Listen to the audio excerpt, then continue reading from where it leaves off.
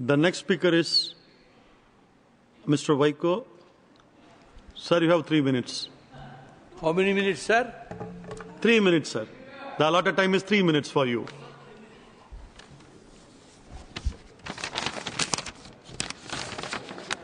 Honorable Vice Chairman, sir, thank you for giving me an opportunity to speak on this important bill.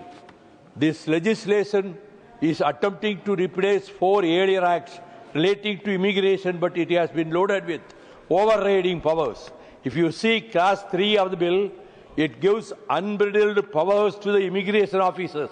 In that, some kind of equilibrium should be maintained, because if it goes one-sided or lopsided, it may affect bilateral ties with the foreign countries. The immigration officers have the authority, and an officer or a person of head constable level has also been given the power to search and examine the documents and conduct raid. This clause needs to be revisited, or review should be taken. This bill empowers the immigration officers to arrest individuals without a warrant if suspected of violating immigration laws.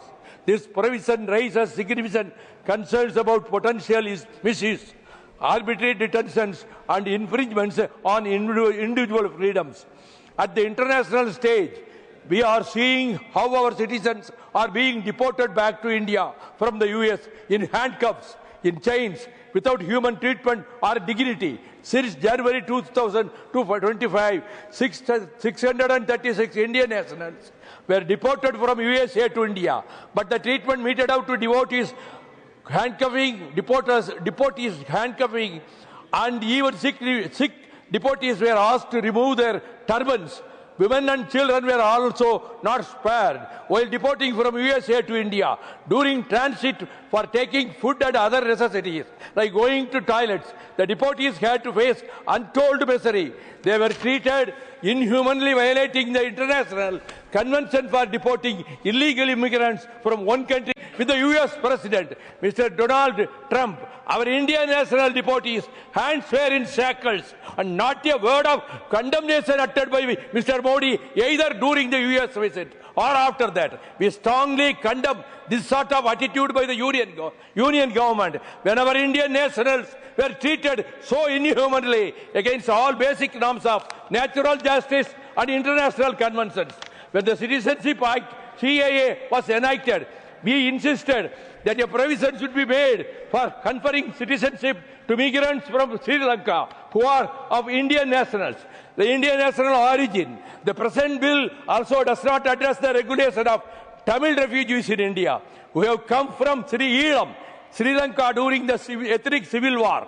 There are about 90,000 Sri Lankan Tamil refugees who are put up in Mandapam and other refugee camps, rehabilitation camps, and are languishing for more than 40 years. There is a dire need to have compassionate and practical approach to grant of long-term visa, because it is established that they meet all the criteria laid down for LTV, as they had fled due to violence and ethnic persecution of their country, arrived without passports and treated as refugees in India. Sir, please conclude, sir. I will take 1 minute. They should not be branded as illegal immigrants. Hence, the MHA order issued on 23rd September 1986 should be reviewed and reminded.